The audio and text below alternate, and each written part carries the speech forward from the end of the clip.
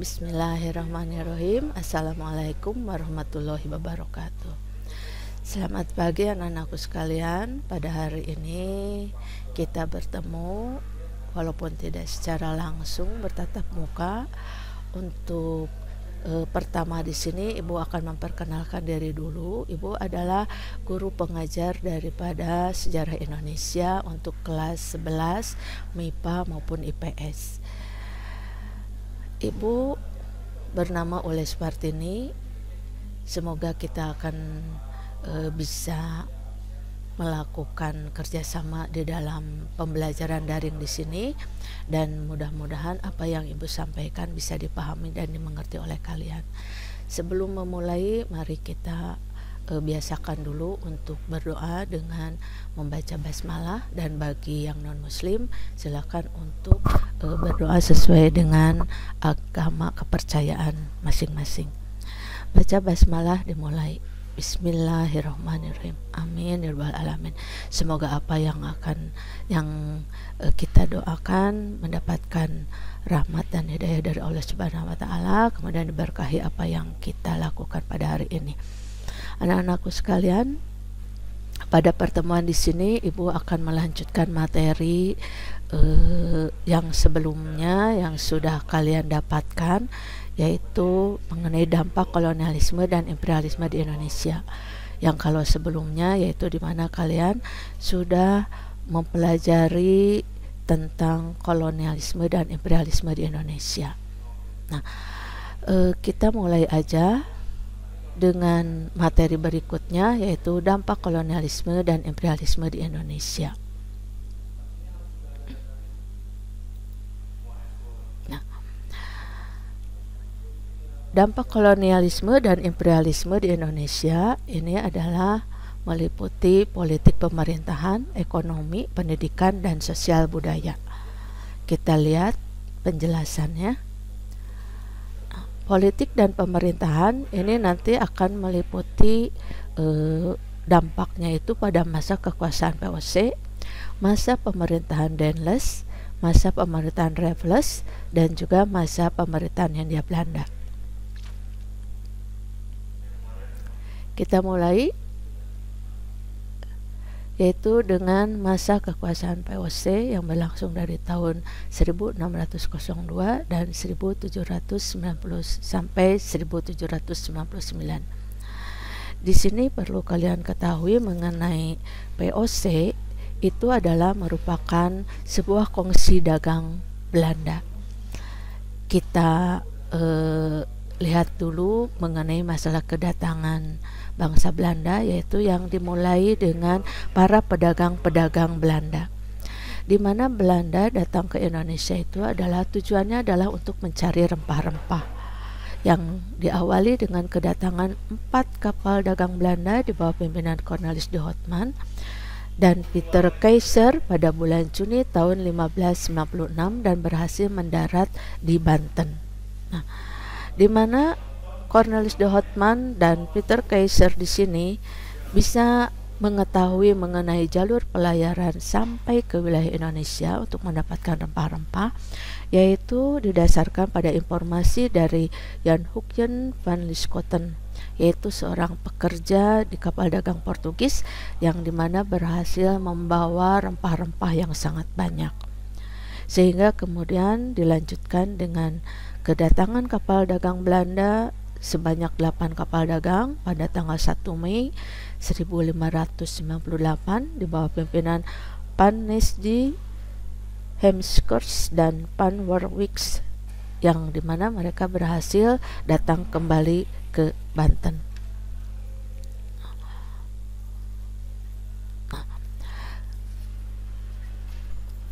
Di mana pada saat itu kapal-kapal dagang dari negara-negara Eropa lainnya juga berdatangan ke Indonesia untuk mencari rempah-rempah, sehingga terjadilah persaingan di antara para pedagang-pedagang Eropa tersebut. Nah, para pedagang Belanda pun ternyata saling bersaing, sehingga dalam hal ini untuk menghindari terjadi adanya persaingan tidak sehat di antara para pedagang Belanda itu sendiri, dibentuklah perkumpulan dagang yang diberi nama Verenigde Oost-Indische Compagnie atau POC, yang dimana pembentukannya dilakukan di negeri Belanda pada tanggal 20 Maret 1602. POC memperoleh hak-hak istimewa dari pemerintah Belanda. Salah satunya yang membuat POC nanti berkembang yaitu adalah POC mempunyai hak monopoli. Nah, hak-hak istimewa tersebut membuat POC berkembang menjadi kongsi dagang yang kuat dan mampu melumpuhkan kongsi-kongsi dagang yang lainnya. Nah, selain daripada itu juga di mana POC ini mempunyai hak lainnya, yaitu diperbolehkan untuk mencampuri urusan dalam negeri daripada kerajaan-kerajaan yang ada di Indonesia. Kemudian juga di mana nanti para penguasa-penguasa pribumi menjadi bawahan daripada POC. Jadi maksudnya yang tadinya itu raja-raja, para bangsawan, tuan-tuan tanah, mereka bisa memperoleh suatu kekuasaan, tapi setelah datangnya POC dan kemudian mereka berhasil dikuasai oleh POC, mereka itu nanti akan menjadi para pegawai-pegawai POC. Kemudian juga untuk bisa memperluas wilayah kekuasaannya, POC ini melakukan politik adu domba atau yang disebut dengan divide et impera, yang dimana ini maksudnya adalah untuk memecah belah di kalangan keluarga kerajaan.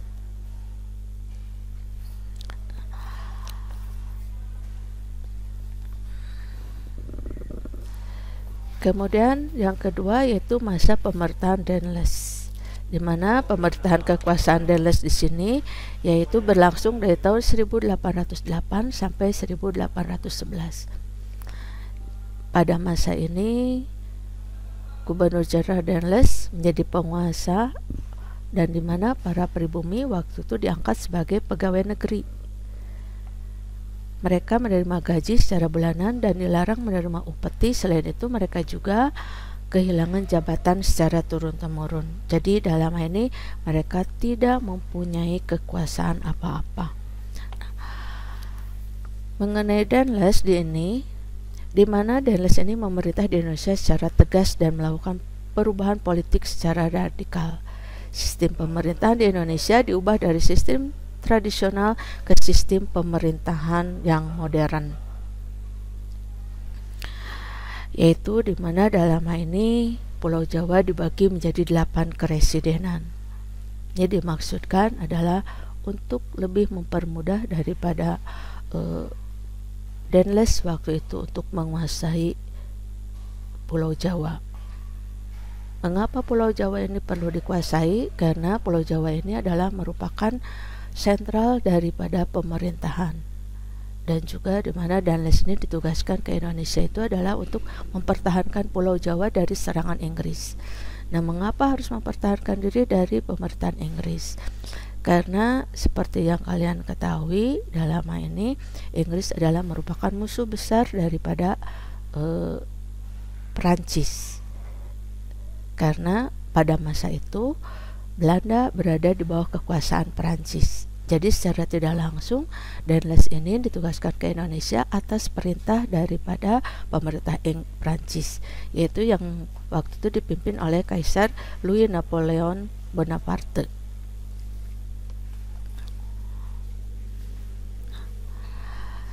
Kemudian pada masa pemerintahan Daendels, kedudukan daripada penguasa pribumi itu semakin merosot.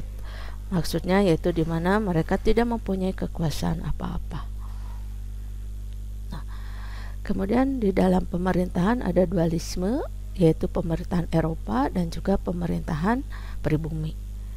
Yaitu yang tadi sudah disampaikan bahwa di mana kalau namanya pemerintahan Eropa itu yaitu kekuasaan berada di tangan pemerintah Belanda, dan di mana pemerintahan pribumi itu mereka para pribumi itu tidak bisa melakukan kekuasaannya secara langsung, tapi atas perintah daripada pemerintah Belanda, sehingga mereka itu hanya sebagai pekerja daripada pemerintah Belanda. Nah, pemerintahan Eropa di sini itu bagannya adalah yang paling tinggi itu adalah residen, yaitu meliputi wilayah keresidenan. Ini biasanya dipimpin oleh para Indo-Belanda. Kemudian ada asisten residen, ini ada yang dipimpin oleh Indo-Belanda atau juga oleh orang Indonesia yang merupakan bangsawan. Kemudian ada pegawai kontrolir atau control of the link, ini adalah orang-orang Indonesia. Jadi dalam hal ini mereka ini adalah sebagai pegawai yang mereka harus patuh kepada pemerintah Belanda, khususnya pada masa itu adalah kepada Denles. Nah, kalau pemerintahan pribumi ini adalah para bupati yang memerintah di wilayah kabupaten, kemudian ada wadana, asisten wadana, dan pejabat desa. Ini adalah orang-orang Indonesia yang menjadi pegawai daripada pemerintah Belanda. Kemudian masa pemerintahan Raffles yang berlangsung dari tahun 1811 sampai 1816. Masa pemerintahan Inggris di Indonesia ini dijalankan oleh Thomas Stamford Raffles, yang dimana waktu itu beliau berkedudukan sebagai Letnan Gubernur Jenderal. Nah, pada masa pemerintahannya Raffles berusaha mereformasi sistem pemerintahan di Hindia Belanda. Yang dilakukannya yaitu pembagian Pulau Jawa menjadi 16 keresidenan, kemudian pembauran dalam bidang ketatanegaraan, kemudian penghapusan ikatan feodal dalam masyarakat Jawa, kemudian kepastian hukum bagi masyarakat. Jadi di sini dalam hal ini kalau Raffles di sini mengadakan suatu reformasi dalam sistem pemerintahan yang sangat berbeda dengan pada masa Denles, yaitu terutama yang bisa kamu lihat yaitu mengenai masalah dihapuskannya ikatan feodal dalam masyarakat Indonesia dan juga adanya kepastian hukum bagi masyarakat Indonesia. Kemudian pada masa kolonial Belanda yang berlangsung dari tahun 1830 sampai 1942, di mana ini dimulai setelah VOC dibubarkan. Mulailah pemerintah kolonial Belanda memerintah di Indonesia. Nah, pada masa kolonial Belanda itu mulai berlangsung setelah pemerintahan Komisaris Jenderal berakhir dan kemudian digantikan sistem tanam paksa pada tahun 1830. Sejak saat itu kekuasaan tertinggi di Hindia Belanda dipegang oleh Gubernur Jenderal. Salah satunya pada masa kolonial Belanda itu adalah di mana wilayah Indonesia itu berada pada masa yang disebut dengan Wagnerlandika, yaitu berada dalam perdamaian Nerlandika. Jadi semuanya berada di bawah kekuasaan daripada Belanda. Kemudian gagasan tersebut dicetuskan oleh J.P. van Hees yang dimana tujuannya itu adalah menyatukan seluruh wilayah Hindia Belanda di bawah kekuasaan Belanda. Nah, ini ternyata gagasan ini akan menjadi cikal bakal daripada wilayah NKRI. Itu mengenai masalah dampak dari politik dan pemerintahan. Kemudian kita lanjutkan dalam bidang ekonomi. Yang pertama yaitu nanti kita akan bahas pada masa kekuasaan VOC, kemudian masa pemerintahan Denles, masa pemerintahan Raffles, dan juga masa pemerintahan Hindia Belanda. Kita lihat satu persatu. Pada masa kekuasaan VOC itu dampak ekonomi pada masa ini erat kaitannya dengan praktek eksploitasi yang dilakukan oleh VOC, terutama di wilayah yang ada di Kepulauan Nusantara, yaitu sejak tahun 1605. Kembali lagi diingatkan bahwa di mana VOC itu adalah merupakan kongsi dagang daripada Belanda. Sebentar mau minum dulu.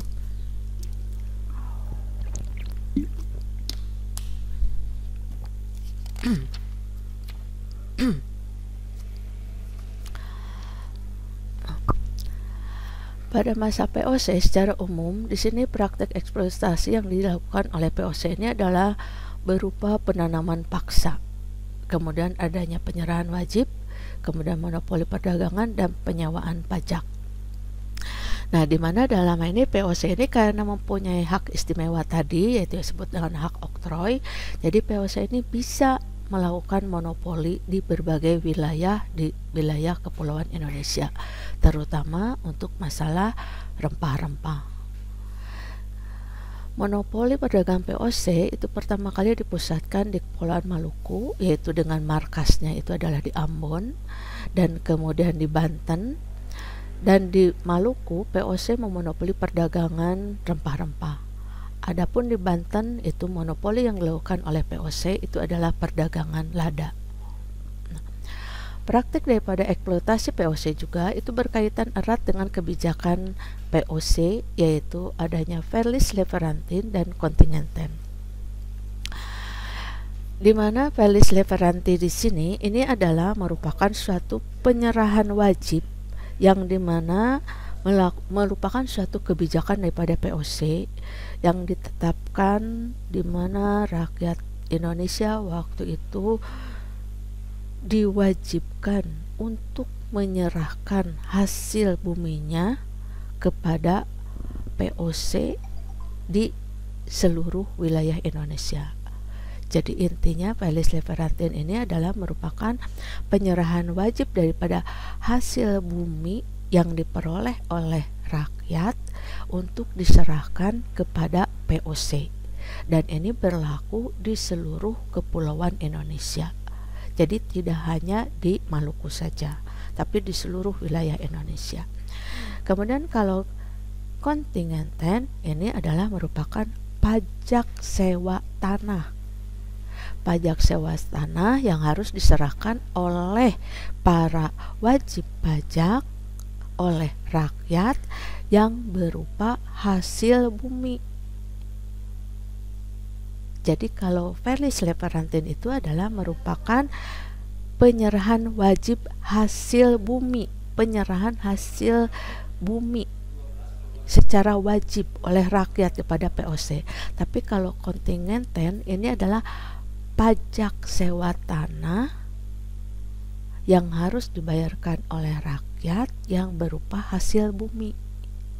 Ya, itu bedanya.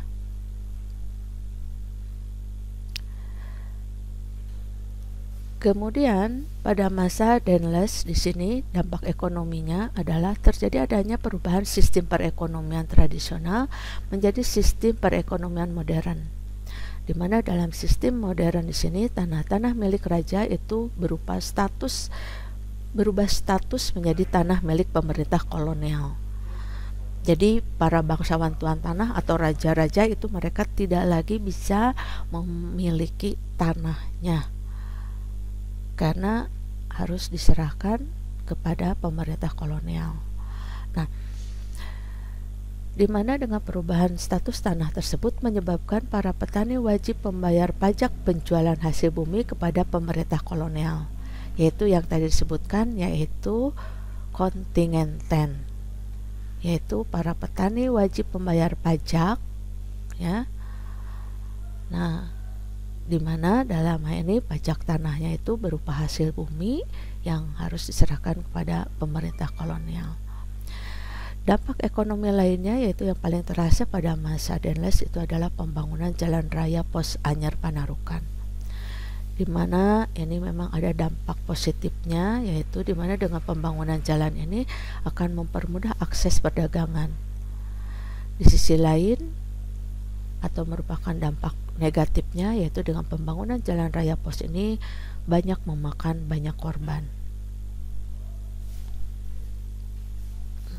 Kemudian masa pemerintahan Raffles yang berlangsung dari tahun 1811 sampai 1816.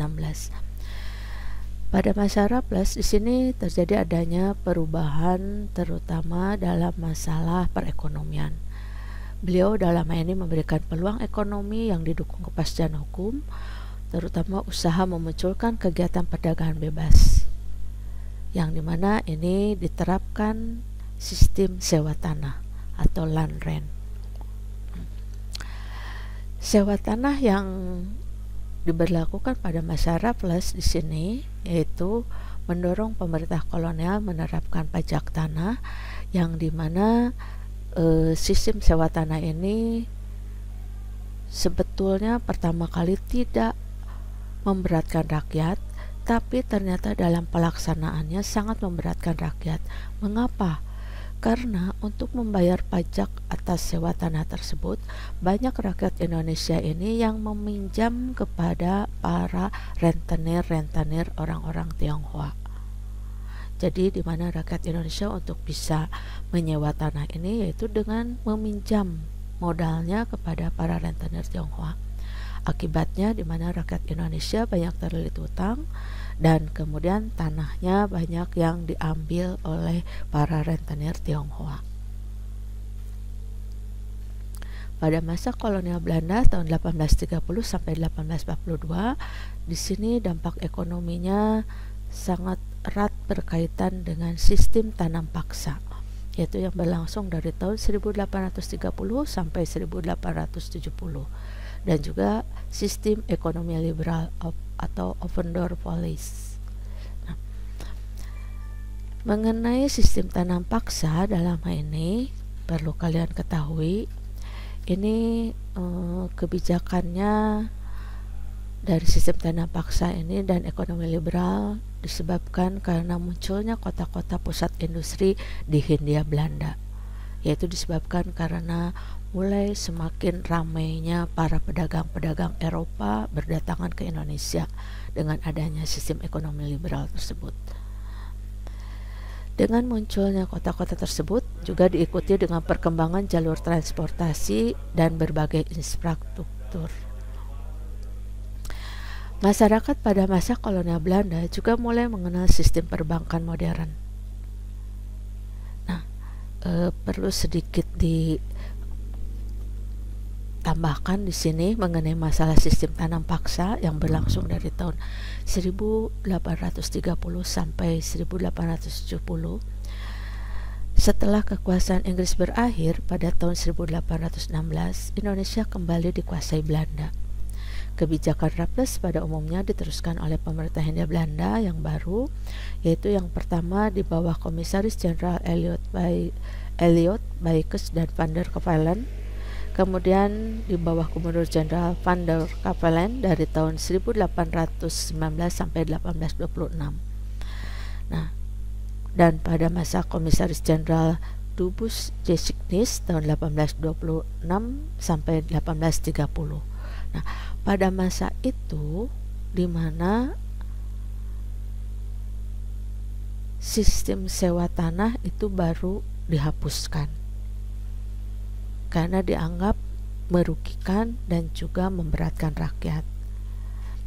Nah, dengan dihapuskannya sistem sewa tanah ini menyebabkan kas keuangan negara mengalami kekosongan.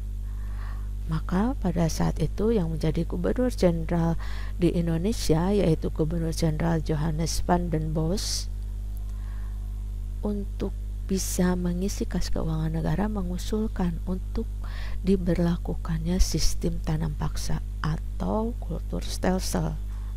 Nah, mengenai sebutan tanam paksa ini dikarenakan rakyat Indonesia untuk menanam tanaman yang berlaku di pasaran Eropanya itu diberlakukan secara paksa sifatnya itu. Tumbuh-tumbuhan yang laku di pasaran Eropa yang harus ditanam oleh rakyat Indonesia itu yaitu seperti kopi, cengkeh, teh, tebu, dan kapas. Tujuan daripada tanam paksa itu adalah untuk mengeksploitasi sumber daya alam dan sumber daya manusia Indonesia, yaitu untuk mengisi kas keuangan negara yang waktu itu mengalami kekosongan. Nah, latar belakang daripada pelaksanaan sistem tanam paksa ini perlu kalian ketahui, yaitu yang pertama ya, yang menjadi latar belakang daripada pelaksanaan sistem tanam paksa di sini. Yang pertama, setelah POC mengalami kebangkrutan, itu menyebabkan semua utang-utang POC ditanggung oleh pemerintah Hindia Belanda. Jadi POC mengalami kebangkrutan, kemudian dibubarkan, maka kemudian hutangnya itu ditanggung oleh pemerintah Hindia Belanda. Waktu itu hutangnya sebesar 136,7 juta gulden. Ini dianggapnya merupakan beban yang sangat berat. Kemudian yang kedua, pendapatan keuangan negara dengan cara-cara lama seperti pemungutan pajak, penanaman kopi, ini dianggap kurang berhasil. Kemudian yang ketiga yaitu banyaknya perlawanan-perlawanan yang terjadi di hampir seluruh kepulauan Indonesia akibat daripada terlalu ikut campurnya daripada pemerintah Belanda pada masa Danles atau pada masa POC, sehingga menyebabkan banyak perlawanan yang harus dihadapi oleh pemerintah kolonial Belanda, sehingga menyebabkan waktu itu membutuhkan biaya yang sangat besar. Seperti contohnya yang cukup besar itu adalah Perang Aceh dan juga Perang Diponegoro. Kemudian juga sebagai usaha untuk memperoleh pemasukan keuangan negara yang pada waktu itu yang secara singkat, ya dalam waktu yang singkat itu diusahakan bisa mendapatkan hasil yang banyak dengan sistem tanam paksa tersebut. Nah, peraturannya yang waktu itu diberlakukan sistem tanam paksa ini dianggap tidak terlalu memberatkan. Seperti di sini contohnya adalah pertama, penduduk diwajibkan menanam tumbuhan yang laku di pasaran Eropa. Kemudian yang kedua, luas tanah yang disediakan tidak boleh melebihi 1/5 dari tanah pertanian yang dimiliki oleh penduduk, hanya 1/5. Kemudian waktu untuk tanam paksa tidak boleh melebihi waktu yang diperlukan untuk menanam padi. Jadi kurang lebih hanya sekitar 3 bulan yang dipergunakan untuk tanam paksa tersebut. Kemudian tanah yang dipergunakan untuk menanam tanaman dibebaskan dari membayar pajak, jadi bebas pajak. Yang kelima, penduduk yang bukan petani mempunyai kewajiban bekerja di perkebunan, di pabrik-pabrik, dan di bidang pengangkutan. Yang keenam, hasil bumi dan kegiatan tanaman paksa wajib diserahkan kepada pemerintah Belanda. Kemudian yang terakhir yaitu panen yang gagal tetapi bukan disebabkan oleh kesalahan petani, kerugiannya dibebankan kepada pemerintah. Itu aturan daripada sistem tanam paksa. Nah, di mana para penduduk pribumi yang menggarap tanah itu mereka diawasi secara ketat oleh para pamong praja dan aparat desa. Apakah itu kepala desa atau juga para bupati, yang mereka berada di bawah pemerintahan kolonial Belanda. Nah, sedangkan para pegawai-pegawai Eropa itu membatasi diri pada pengawasan pembajakan tanah, panen, dan pengangkutan tanaman. Nah, mengapa sampai terjadi adanya suatu penyelewengan daripada aturan sistem tanam paksa itu? Nah, pemerintah kolonial Belanda memberikan suatu kebijakan berupa kultur prosen di dalam pelaksanaan tanam paksa itu. Apa itu kultur prosen? Nah, kultur prosen ini digunakan sebagai perangsang finansial berupa pendapatan di luar gaji bagi para pegawai pemerintahan agar menjalankan tugas mereka dengan baik. Jadi maksudnya adalah semacam tip. Jadi kalau mereka ini menjalankan tugas dengan baik, mereka akan mendapatkan bonus. Itu disebut dengan kultur prosen. Nah, akibatnya dengan adanya kebijakan tersebut, banyak aparat pegawai pemerintahan berlomba-lomba untuk memperoleh keuntungan yang sebesar-besarnya, terutama dari persentase yang sudah ditentukan, yang dimana mereka dengan cara memaksa kepada para petani untuk melakukan atau melaksanakan aturan tanam paksa secara ketat. Nah, maka menyebabkan terjadi adanya penyimpangan di dalam pelaksanaan tanam paksa. Apa aja penyimpangan dari pelaksanaan tanam paksa itu? yaitu yang tadinya tanah pertanian yang dipergunakan untuk menanam tanaman itu hanya 1/5 bagian, sekarang ini tanah pertanian itu digunakan lebih lama untuk tanaman paksa daripada menanam tanaman padi, dan juga tanah yang digunakannya itu adalah lebih daripada 1/5. Kemudian tanah pertanian yang subur itu banyak digunakan untuk keperluan tanam paksa. Jadi semuanya dipergunakan untuk tanam paksa, sedangkan yang tandus untuk keperluan petani. Nah, kemudian yang tadinya itu kalau terjadi ada gagal panen itu akan ditanggung oleh pemerintah, sekarang ini bila terjadi panen gagal itu yang bertanggung jawab adalah para petani. Kemudian keuntungan dari selisih harga tidak pernah diserahkan kepada petani, tetapi diambil oleh petugas pengumpul. Jadi dalam ini kalau ada keuntungan yang lebih itu atau kelebihan daripada panen itu tidak diserahkan kepada para petani, tapi itu diambil oleh para pengumpul. Kemudian juga para petani diwajibkan untuk melaksanakan kerja rodi, sehingga waktu untuk menanam tanaman pangan menjadi berkurang, yang mengakibatkan timbulnya berbagai kelaparan. Nah, sistem tanam paksa di sini ternyata dalam penerapannya menghasilkan keuntungan yang sangat besar dalam waktu yang singkat bagi pemerintah Belanda, yang menyebabkan di mana Belanda berhasil mengatasi defisit ekonomi dan dapat membiayai pemerintahan serta melunasi utang-utang. Kemudian bisa membangun jalan-jalan raya, pabrik-pabrik, membeli armada kapal laut, dan juga bisa menanam modalnya di Indonesia lebih besar lagi. Nah, tapi bagi bangsa Indonesia dengan sistem tanam paksa di sini menimbulkan penderitaan dan kesengsaraan bagi bangsa Indonesia, yaitu berupa kemiskinan dan kelaparan. Sekarang kita lanjut dengan sosial dan budaya. Sosial budaya di sini yaitu nanti akan kita bahas, yaitu mulai lunturnya feodalisme, pertumbuhan dan migrasi penduduk, stratifikasi sosial, penyebaran agama Nasrani, perubahan gaya hidup, perkembangan karya sastra, arsitektur, dan perkembangan seni musik. Kita lihat satu persatu.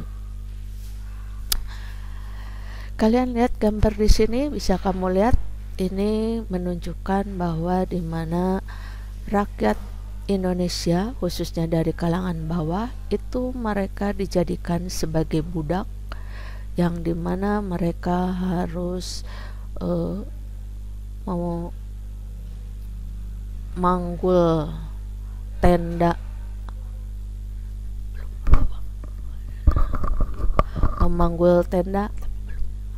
memanggul ke bawah, nanti di bawah,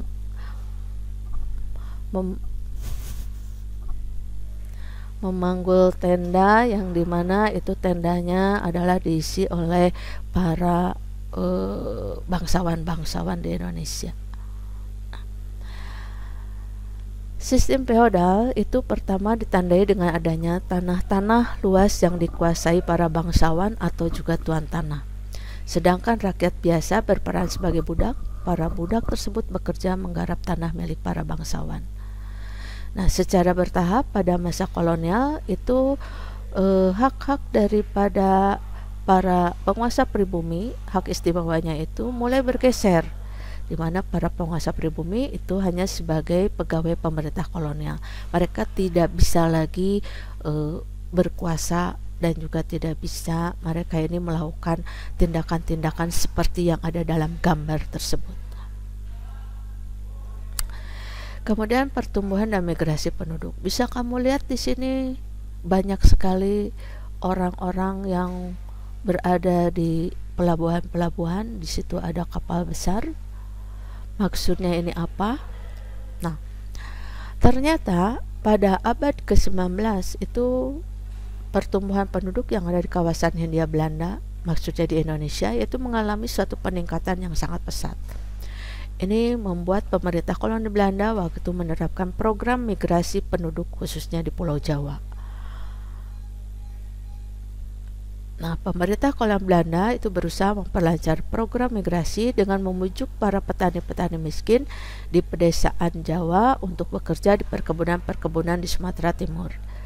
Jadi dengan pertambahan penduduk yang sangat banyak pada saat itu, maka pemerintah kolonial Belanda waktu itu memberlakukan yang disebut dengan migrasi, memindahkan sebagian penduduk Pulau Jawa ke wilayah Sumatera khususnya, yang akan mereka jadikan sebagai para pekerja di perkebunan di Sumatera Timur. Nah, mengapa sampai terjadi adanya perpindahan seperti begini? Ini disebabkan karena waktu itu di Belanda sendiri, di dalam parlemen Belanda waktu itu, kaum liberal yang ada di negeri Belanda melakukan suatu semacam protes karena dengan adanya sistem tanam paksa di Indonesia yang menyebabkan terjadi adanya berbagai kemiskinan dan kelaparan. Mereka meminta agar pemerintah kolonial Belanda itu memberikan semacam balas budi. Karena apa? Karena bagi Belanda sistem tanam paksa itu jelas sangat menguntungkan seperti yang tadi sudah Ibu katakan, sedangkan bagi rakyat Indonesia justru menimbulkan adanya kemiskinan dan kelaparan. Maka waktu itu dari kaum liberal meminta agar sistem tanam paksa dihapuskan dan kemudian diberlakukanlah yang disebut dengan politik pintu terbuka atau politik liberal dalam masalah ekonomi. Jadi diperbolehkan para pedagang-pedagang atau juga dari penanam-penanam modal dari selain bangsa Belanda menanamkan modalnya di Indonesia. Nah, ini semacam balas budi kepada bangsa Indonesia, atau juga dalam hal ini yang disebut dengan politik etis, yaitu maksudnya dalam hal ini bangsa Indonesia itu diperhatikan, jadi tidak lagi hanya sebagai pekerja atau budak aja. Dan selain itu juga di mana dalam hal ini bangsa Indonesia diberi kesempatan untuk mengenyam pendidikan, pengajaran. Dan bagi penduduk Jawa yang memang sudah mengalami peningkatan, itu untuk meningkatkan perekonomiannya, terutama bagi para petani-petani miskin, mereka ini kemudian dimigrasikan ke wilayah-wilayah di luar Pulau Jawa untuk diperkerjakan di perkebunan-perkebunan. Contohnya yaitu di Sumatera Timur. Itu maksudnya. Kemudian stratifikasi sosial. Nah, salah satu dampak kolonialisme dan imperialisme bangsa-bangsa Eropa adalah adanya pembagian status sosial yang diatur menurut hukum ketatanegaraan. Nah, sini kamu bisa lihat bagannya, yaitu yang paling atas itu adalah orang Eropa. Jadi orang Eropa yang lahir di negaranya, atau juga orang-orang Indo-Belanda, yaitu orang Belanda yang lahir di Indonesia akibat daripada perkawinan dengan orang-orang Indonesia. Itu mereka dalam status sosialnya berada di golongan atas. Kemudian, golongan atas ini biasanya berperan di dalam pemerintahan atau bergelut dalam masalah politik. Kemudian golongan yang kedua itu adalah golongan timur asing, yaitu daripada orang Arab, Tionghoa, dan India. Mereka biasanya itu berkecimpung dalam bidang ekonomi. Kemudian golongan pribumi yaitu adalah penduduk asli. Ini ada bangsawan dan juga ada rakyat biasa.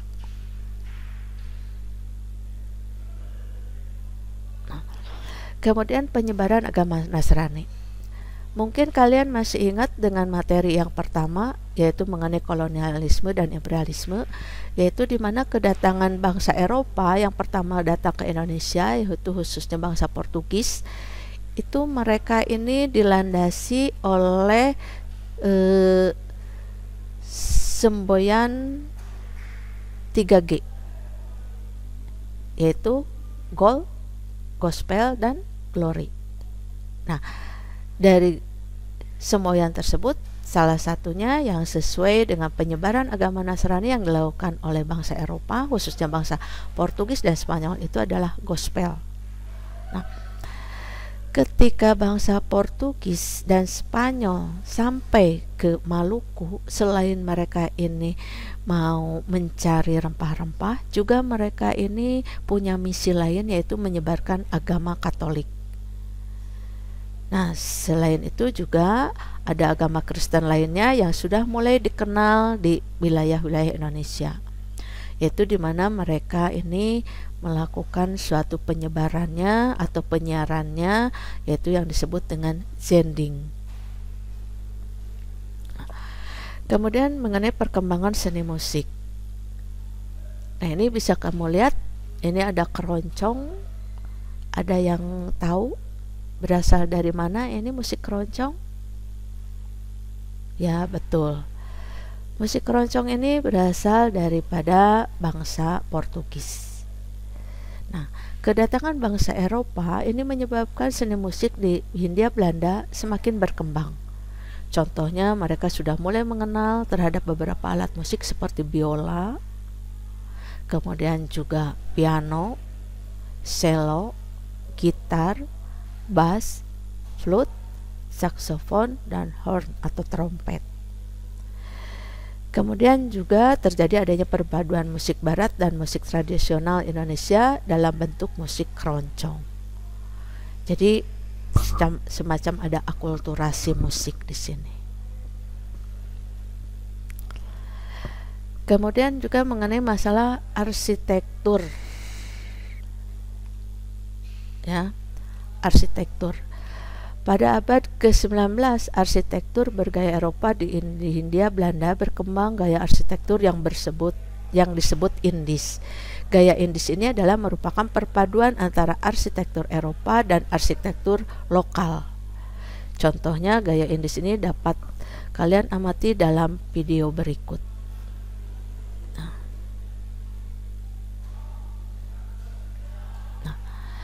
Kemudian perkembangan karya sastra. Karya sastra ini bisa kamu lihat, ada buku Max Havelaar.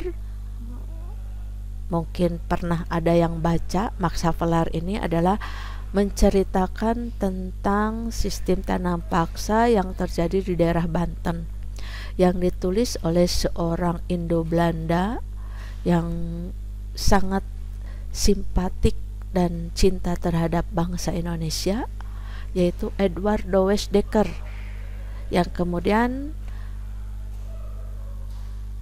menyebut dirinya dengan nama Indonesianya, yaitu nama Multatuli. Kemudian ada The History of Java. Ini ditulis oleh Thomas Stamford Raffles, yang dimana beliau ini adalah merupakan gubernur jenderal Inggris, yang mungkin kamu masih ingat tadi, yaitu yang memerintah dari tahun 1811 sampai 1816. Nah, pada masa kolonial, orang-orang Belanda berperan dalam perkembangan sastra. Perkembangan karya sastra pada masa ini ditandai dengan berbagai munculnya karya sastra seperti ini, yaitu ada History of Java, ada Max Havelaar, History of the East Indian Archipelago, dan History of Sumatra. Ini yang sebagian besar itu menceritakan yang sejarah Jawa, sejarah Sumatera, dan juga tentang perairan kepulauan di India Timur atau India Barat. Di sini itu adalah Thomas Stamford Raffles, ya. Beliau ini selain sebagai gubernur jenderal, juga beliau ini seorang sastrawan dan juga ahli botani, yang dimana mungkin kalian juga pernah mendengar peninggalan daripada Raffles di sini, yaitu Taman Hutan Raya Bogor. Kemudian juga bunga langka yang ukurannya raksasa tapi yang mempunyai aroma yang tidak sedap, yaitu bunga bangkai, yang kemudian diberi nama bunga Rafflesia. Itu adalah hasil daripada penemuan dan juga hasil daripada karya daripada Raffles. Kemudian perubahan gaya hidup. Pada masa kolonial, gaya hidup bangsa Eropa, terutama gaya berpakaian, menjadi trendsetter waktu itu. Nah, termasuk juga bagi golongan masyarakat Bumi Putra. Ini bisa kamu lihat di situ, yaitu menggunakan baju base cap di sini, tapi juga menggunakan blangkon. Kemudian juga pada masyarakat pada saat itu juga sudah mengenal budaya Restafel, yaitu penyajian makanan ala Eropa yang dilakukan secara berurutan mulai dari menu pemuka, menu utama, dan juga menu penutup. Itu adalah perubahan gaya hidup.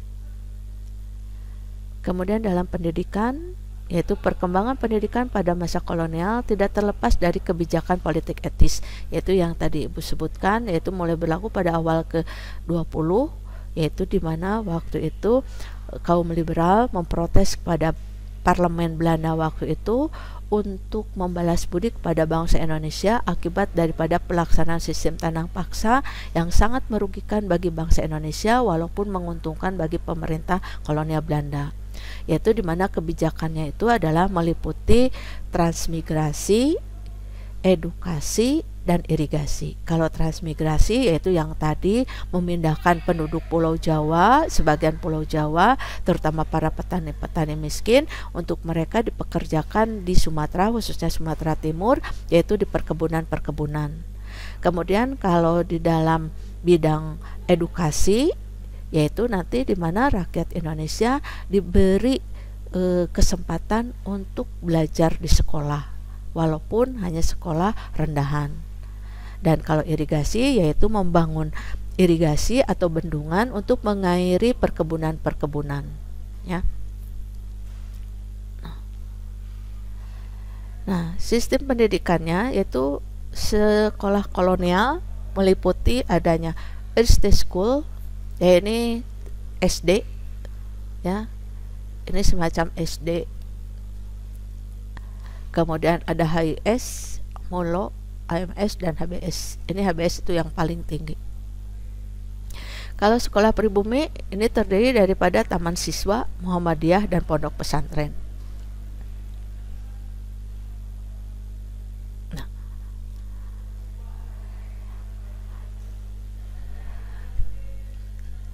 terima kasih atas perhatiannya. Itu materi yang bisa Ibu sampaikan kepada kalian pada hari ini.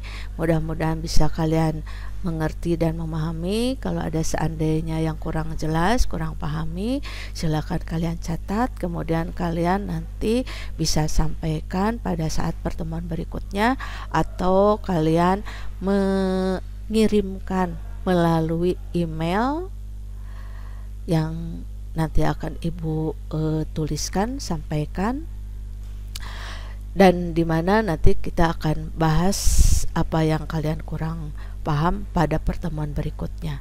Nah, untuk mengakhiri daripada pertemuan hari ini, mari kita sama-sama baca hamdalah. Alhamdulillahirabbil alamin. Terima kasih atas perhatiannya. Semoga apa yang kita lakukan pada hari ini mendapatkan ridho dari Allah Subhanahu wa taala, dan apa yang Ibu sampaikan dipahami oleh kalian dan kalian mengerti dengan apa yang Ibu terangkan. Terima kasih atas perhatiannya. Wassalamualaikum warahmatullahi wabarakatuh.